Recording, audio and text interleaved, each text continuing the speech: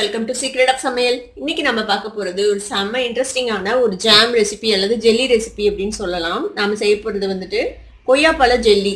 இங்க பாருங்க, இதுல என்னோட விரல் நான் கீழே வச்சிருக்கேன், இந்த பாட்டில் கீழே பாருங்க எப்படி தெரியுது என்னோட விரல். அந்த அளவுக்கு டிரான்ஸ்பரண்டா சூப்பரான ஜெல்லி செய்யலாம் கொய்யாப்பழம் வச்சு.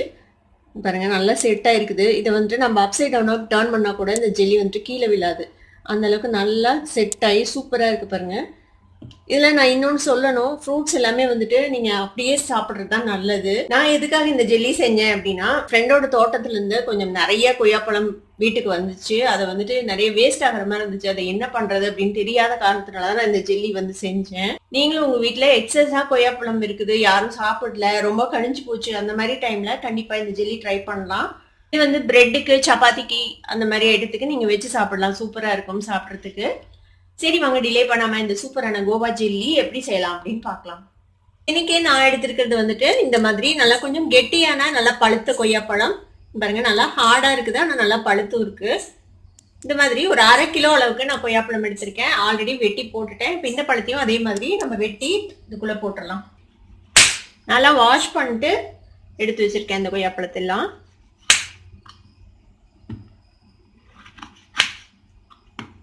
இதையும் நம்ம மாதிரி பொடி பொடியா வெட்டி போட்டுடலாம்.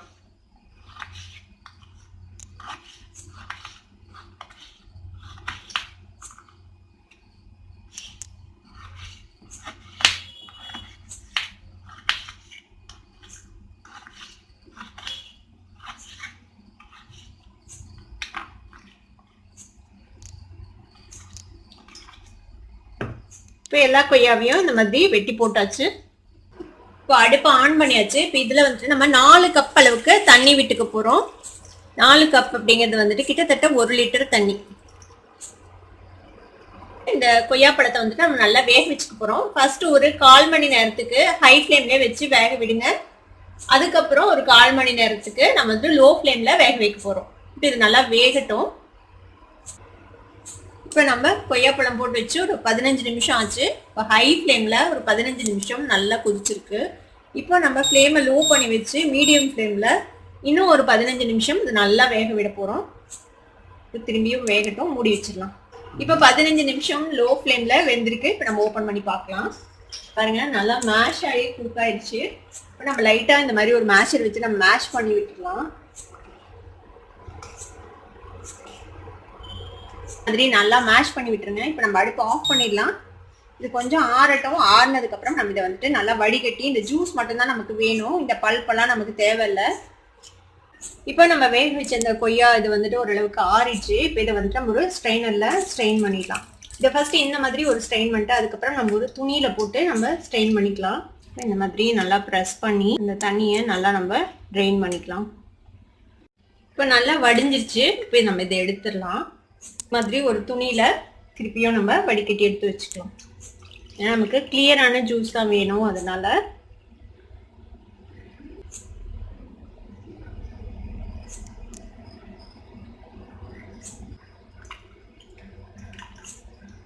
நம்மளோட ஜூஸ் நமக்கு கிடைச்சிச்சு.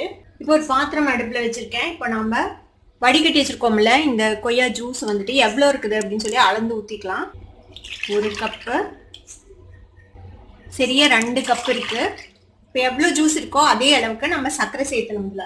இப்போ 1 கப் சர்க்கரை, 2 கப் சர்க்கரை சேர்த்திக்கலாம். அடுப்பை ஆன் பண்ணிடலாம். இதை வந்துட்டு நல்லா கிளறி விடுங்க. இந்த சர்க்கரை வந்துட்டு நல்லா கரைஞ்சு நல்லா கொதிக்கணும்.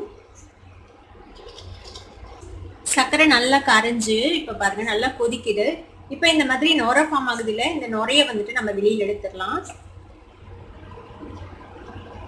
எல்லா நுரையுமே இந்த மாதிரி ஸ்பூனோ கரண்டியோ வச்சு வெளியில் எடுத்துடுங்க. இப்போ முடிஞ்ச அளவுக்கு அந்த வெள்ளை நுரையை எடுத்தாச்சு. திருப்பியும் ஃபார்ம் ஆனாலும் திருப்பி எடுத்துருங்க. இப்போ இதுக்குள்ள நம்ம ஒரு எலுமிச்சம்பழத்தோட சாறு விட போகிறோம். இதை விட்டுடலாம். இது வந்துட்டு இந்த ஜெல்லி கிறிஸ்டலைஸ் ஆகாமல் இருக்க பார்த்துக்கும், அதுக்காக வேண்டி நம்ம எலுமிச்சம்பழ சாறு விடுறோம். எலுமிச்சம்பழ சாருக்கு பதிலாக 1 டீஸ்பூன் சிட்ரிக் ஆசிட் கிறிஸ்டல்ஸ் இருந்துச்சுன்னா நீங்கள் அது சேர்க்கலாம். இப்போ இது இப்படியே கொதிக்கணும். கொதிச்சு உங்களுக்கு கிட்டத்தட்ட ஒரு 1 ஸ்ட்ரிங் கன்சிஸ்டன்சி வரணும். அது வரைக்கும் நம்ம இதை வந்துட்டு கொதிக்க வச்சுக்க போறோம். இதுல நான் எந்த ஃபுட் கலரும் ஆட் பண்ணல. உங்களுக்கு தேவைப்பட்டா நீங்க வந்துட்டு ஃபுட் கலர் சேர்த்திக்கலாம். ஏதாவது உங்களுக்கு என்ன கலர் வேணுமோ அந்த கலர் நீங்க சேர்த்திக்கலாம். இப்போ பாருங்க நல்லா கொஞ்சம் திக்கா இருக்குது. இந்த மாதிரி நொறையா வரும் ஒரு ஸ்டேஜ்ல. இன்னும் கொஞ்சம் ரெடி ஆகணும். இன்னும் கொஞ்ச நேரம் நம்ம கொதிக்க விடலாம்.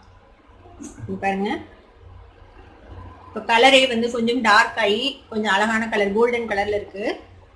நீங்க இயற்கையாவே இந்த கலர்ல விட்டுறலாம். தேவைப்பட்டா மட்டும் கலர் சேர்த்திக்கோங்க ஃபுட் கலர். இன்னும் கொஞ்ச நேரம் ஆகும் இது ரெடி ஆகிறதுக்கு. இப்போ ஒரு 25 நிமிஷம் பக்கமா கொதிச்சிருக்கு. இப்போ நம்ம பதம் வந்துட்டு செக் பண்ணி பார்க்கலாம். பதம் எப்படி செக் பண்ணணும்னா இந்த மாதிரி கொஞ்சம் தண்ணி எடுத்துக்கோங்க. தண்ணி எடுத்துட்டு கொஞ்சமா இந்த லிக்விட் எடுத்து இதுல விடுங்க. இது வந்துட்டு தண்ணியில கரையாம இருக்கணும். பாருங்க கீழே செட்டில் ஆகுது பாருங்க, தெரியுதா? இந்த மாதிரி தண்ணியில கரையாம கீழே செட்டில் ஆகணும். இதுதான் கன்சிஸ்டன்சி. இப்போ நம்மளோட கன்சிஸ்டன்சி ரெடி ஆயிடுச்சு. இப்போ நம்ம அடுப்பு ஆஃப் பண்ணிடலாம். இப்போ இது மாதிரி ஒரு கிளாஸ் பாட்டில் எடுத்துக்கோங்க. இந்த மாதிரி ஒரு கீழே ஒரு மரப்பலகை ஏதாவது வச்சுக்கோங்க. அதுக்கு மேலே பிளேஸ் பண்ணிக்கோங்க. இதை வந்துட்டு நம்ம சூடா இருக்கும் போதே இந்த கண்ணாடி பாட்டில நம்ம ஊத்திர போறோம். ஏன்னா அது ஆறுச்சுன்னா செட் ஆயிடும். அதனால இப்போ இதுல ஊத்தி வச்சிடலாம். இப்போ இதை இப்படியே செட் ஆக விட்டுருங்க. இப்போ க்ளோஸ் பண்ணி வைக்க வேணாம். இது இப்படியே செட் ஆகட்டும். செட் ஆனதுக்கு அப்புறம் எப்படி இருக்குது அப்படின்னு நான் உங்களுக்கு காட்டுறேன். இப்போ இது வந்துட்டு நல்லா செட் ஆயிடுச்சு பாருங்க. நான் வந்துட்டு இது ஓவர் நைட் அப்படியே விட்டுட்டேன். இந்த மாதிரி நல்லா ஆறி நல்லா செட் ஆக வரைக்கும் இது அப்படியே விட்டுறணும். இப்போ பாருங்க உங்களுக்கு பார்த்தீங்கன்னா தெரியும், கீழே என்னோட விரல் வந்துட்டு அப்படியே தெரியுது. இந்த அளவுக்கு இது வந்துட்டு டிரான்ஸ்பரண்டா சூப்பரா இருக்கும். இந்த மேலே கொஞ்சமா நொரை இருந்தது எடுத்திருந்தோம்னா இன்னும் சூப்பரா இருக்கும் பார்க்க கண்ணாடி மாதிரி. பாருங்க எவ்வளவு சூப்பரா இருக்குல்ல. இப்போ இதை வந்துட்டு நீங்க இந்த பாட்டில அப்சைட் டவுன் அப்படி டர்ன் பண்ணீங்கன்னா கூட இது வந்துட்டு கீழே விழாது. அந்த மாதிரி செட் ஆயிருக்குங்க பாருங்க. என்னோட சூப்பரான கோவா ஜெல்லி இப்போ ரெடி ஆயிடுச்சு. இதை வந்துட்டு நீங்க பிரெட்ல தடவி சாப்பிடலாம், இல்லைன்னா சப்பாத்தி கூட வச்சு சாப்பிடலாம், தோசை கூட வச்சு சாப்பிடலாம். கிட்ஸுக்கு வந்துட்டு ரொம்பவே பிடிக்கும் இந்த கோவா ஜெல்லி. இது வந்துட்டு ஃப்ரிட்ஜில் தான் வைக்கணும்னு கூட அவசியம் இல்லை. வெளியிலேயே நீங்கள் ஸ்டோர் பண்ணிக்கலாம். கெட்டு போகாது. ஏன்னா நம்ம லெமன் ஜூஸ் விட்டுருக்கோம். அதனால வந்துட்டு இது வந்துட்டு கெட்டு போகாது. இன்னும் நீங்கள் சிட்ரிக் ஆசிட் யூஸ் பண்ணி செஞ்சீங்கன்னா இன்னும் கொஞ்சம் அதிக நாள் கூட இது நீங்கள் ப்ரிசர்வ் பண்ணி வச்சுக்கலாம். இப்போ இது எப்படி செட் ஆயிருக்குது அப்படின்னு சொல்லிட்டு நம்ம ஸ்கூப் பண்ணி பார்க்கலாம். பாருங்க சூப்பரான இந்த கண்ணாடி மாதிரியான ஜெல்லி ஜாம் அல்லது எப்படி வேணா சொல்லலாம். நீங்க பிரெட்டுக்கெல்லாம் வச்சு சாப்பிட்டீங்கன்னா சூப்பரா இருக்கும். உங்ககிட்ட எக்ஸஸா கொய்யாப்பழம் இருந்துச்சுன்னா கண்டிப்பா இந்த ரெசிபி நீங்க ட்ரை பண்ணி பாருங்க. ட்ரை பண்ணி பார்த்துட்டு எப்படி இருந்தது அப்படின்னு எனக்கு கமெண்ட்ஸ்ல ஃபீட்பேக் கொடுங்க. இந்த வீடியோ உங்களுக்கு பிடிச்சிருந்ததுன்னா சப்ஸ்கிரைப் பண்ணுங்க, பக்கத்துல இருக்க பெல் ஐகானை கிளிக் பண்ணுங்க. அப்பதான் என்னோட நோட்டிபிகேஷன்ஸ் உடனே உங்களுக்கு வந்து சேரும். லைக் பண்ணுங்க, ஷேர் பண்ணுங்க. தேங்க்யூ ஃபார் வாட்சிங் this video viewers. Bye by.